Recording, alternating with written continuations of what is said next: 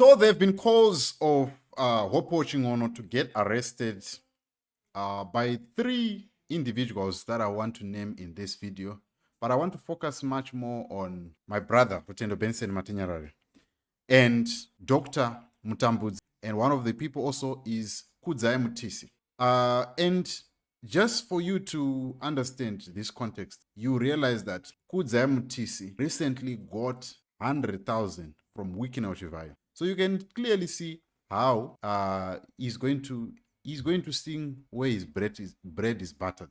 But let us focus on Rutendo Benson Matinyarare and analyze whether the call for Hopewell Chin'ono to be arrested is the right one, and are they not ignoring clear facts, and did he lie on camera on SABC when he presented the facts that he presented on SABC. So stay put, let's hang in there.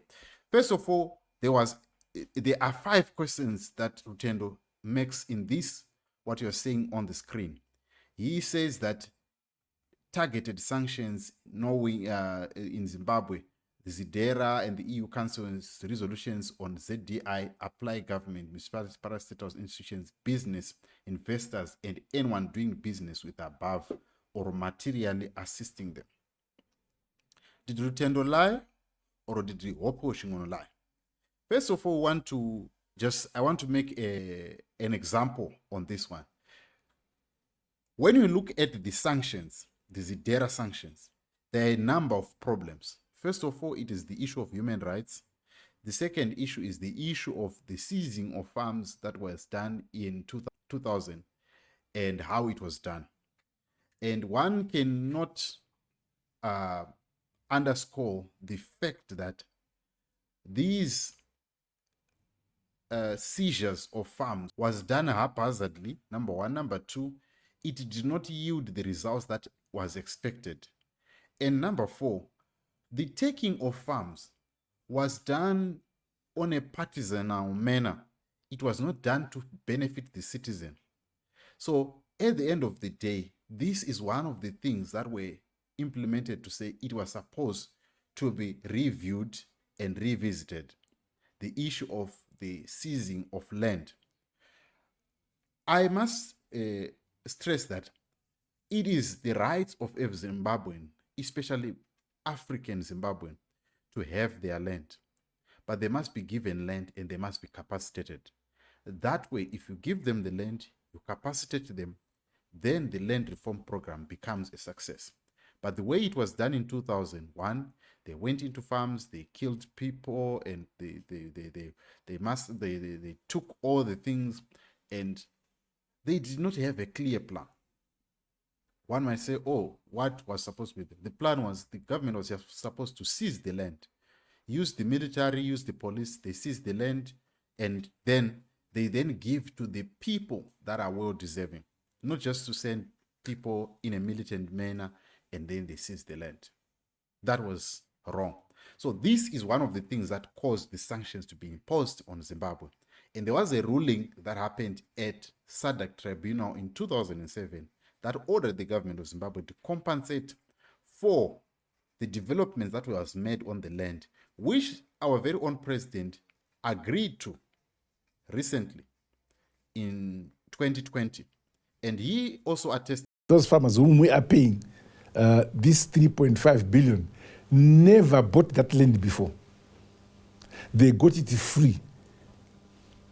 In fact, they got from our forefathers by killing some of our forefathers to get that land. But we came to a compromise where that is going forward, okay. We agree that we have put improvements on land. And in terms of our constitution, we cannot sell our land. So that 3.5 billion is reflective of the improvements that have been put on our land, which had no improvements, modern improvements and development. That's what we are paying for, which we have now acquired. So we have a clear conscience when we address the issue that way. Let's give, for example, you are a qualified doctor, or you're a qualified nurse, or you're a qualified builder, but your character is out of sync with your employer. It's a common knowledge that if an employer knows that your character stinks and it does not serve his interest as an employer, and it will not be the best for his customers or for his business, he is not going to hire you. So this is the scenario.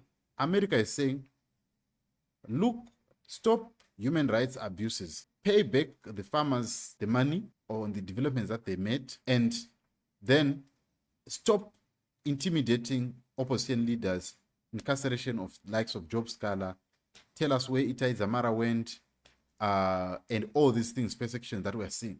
Stop that. And you say, we're not going to stop that. You remove the sanction. It's a deadlock, because there is no situation that does not have conditions. If you want to be employed, you must have a good character. It's simple as that.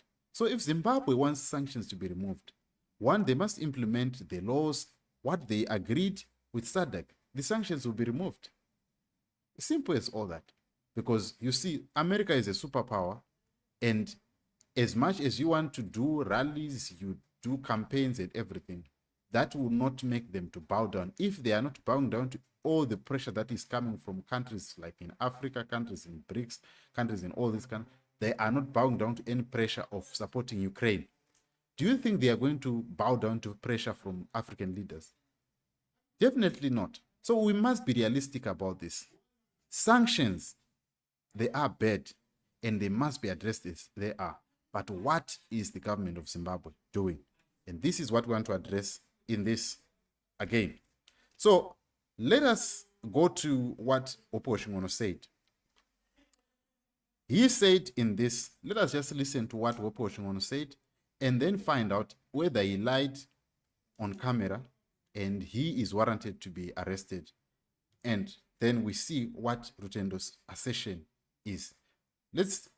Rutendo makes this assertion here. He says, Hopewell Chin'ono said,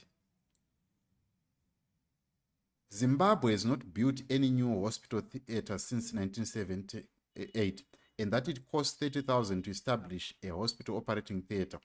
Both these facts are not true, as in April 2021, Stanbic spent 2 million refurbishing a theater at Sali Mugabe Hospital, along with the 37,000 worth of theater equipment it supplied to supplement existing equipment. This put the cost of refurbishing a theater, not a building a new one, at over 2.3 million. Right? That is what he's saying. He lied. But let's listen to what Hopewell Chin'ono said in this video. It is true that the majority of Zimbabweans are flocking into South Africa to look for jobs and to look for health services. But these health services that have collapsed in Zimbabwe have not collapsed because of sanctions. So, for instance, 75% of women that give birth at Musina Hospital in Limpopo in South Africa are from Zimbabwe. This is because the biggest hospital in Zimbabwe has got only one maternity theater that was built in 1977 by Ian Smith's government. Ever since, there's not been a single maternity theater at the biggest hospital that was built by the present government. To build a maternity theater costs 37,000 US dollars, the equivalent of 665,000 rands. This is not stopped by sanctions. This is stopped because the government in place, the ZANU-PF government, has no desire to build these maternity theaters. Zimbabweans end up going into South Africa because 2,500 Zimbabweans are dying every year giving birth. Right. Hopewell Chin'ono is saying this has the biggest hospital, which was formerly Andrew Fleming, which is now Parenyatwa Hospital. Andrew Fleming Hospital has not been developed since Zimbabwe got independent. Did Rutendo Benson Matinyere address that? He clearly ignores that point. Did Hopewell Chin'ono say any other hospital? He said the biggest hospital, which is Parenyatwa Hospital, has not yet been developed, and it cost 37,000 to build a new maternity hospital. Has that been done? No. Right? And he then cites Standard Bank bring in 2 million. And if you then look at it and say, Standard Bank brought 2 million, how much does it cost to build maybe 10 maternity theaters at Parenyatwa Hospital? How much did Mbuyaneanda statue cost? And the question is, was that a priority over building maternity theater? 2 million was invested by Standard Bank, which is a corporate, by the way. And Rutendo even makes an assertion that corporates have been stopped from doing business with the government of Zimbabwe. That is not a true statement. He is now caught now here. Stanbic Bank, which is Standard Bank, has done a deal to refurbish Salim Mugabe Hospital. How much did the elections in Zimbabwe cost for ZANU-PF? More than 250 million.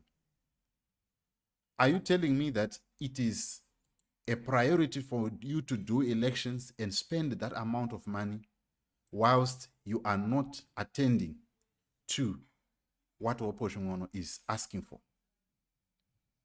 That is a question. And then he then goes on to say that Hopewell Chin'ono lied about the number of women that are giving birth at South African hospital in Musina. He says, furthermore, he falsely said that women that give birth at Musina Hospital in South Africa were from Zimbabwe. From where does he get his statistics which keep the numbers of Zimbabweans giving birth at Musina Hospital at constant 70%? This is what the Minister of Home Affairs said here on record. The Minister of Home Affairs. We can't deal with a kangaroo number. We have to deal with a number that is given by the officials.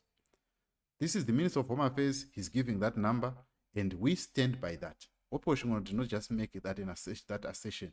It was coming from an official in South Africa. If you go to Musina Hospital now and go to the labor ward, and I'm challenging you to do so, you'll find that 70% of the women who are delivering there are from Zimbabwe. Nobody stops them. And when we are going to look for border guards and when we say we arrest people, we are not arresting them for coming to South Africa. We are saying they must come. Who gave that number? So that does not warrant him to get arrested. He did not lie about the country. He just simply stated facts. Then let us go to the other point that Rutendo makes. He also repeatedly criticized the South African president, who is armed with the UN report and South African government's DECO report on Zimbabwean sanctions to support his call.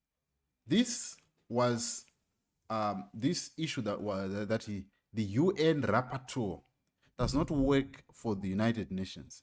She works with the United Nations. There's a big difference. Working for and working with. I can work with the South African government, but I may not be working for the South African government. Recently, Trevor Noah has been asked to work with the South African government on the issue of tourism.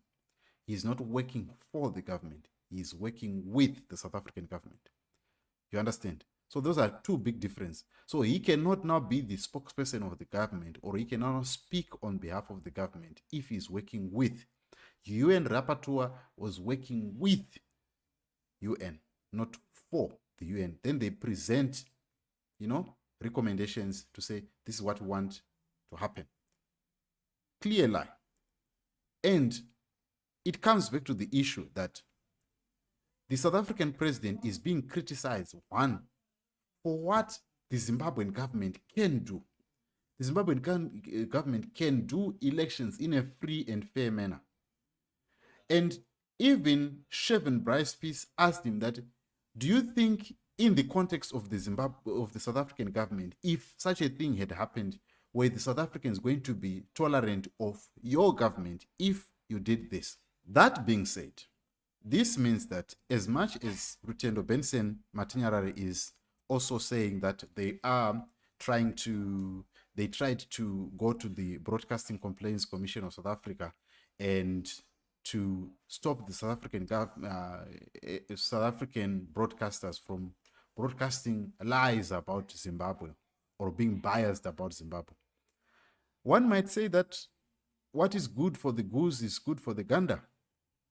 You recall that right now, if you look at ZBC, it's clearly a mouthpiece of ZANU-PF. There is no institution that you can go and complain about that and you can win that case. Right.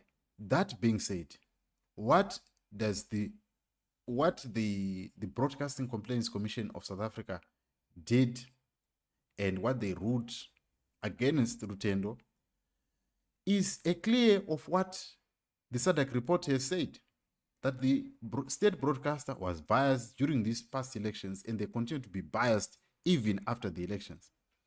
Nobody has complained about that. There is no one who can go and sue ZBC for that, because there are no institutions to do that.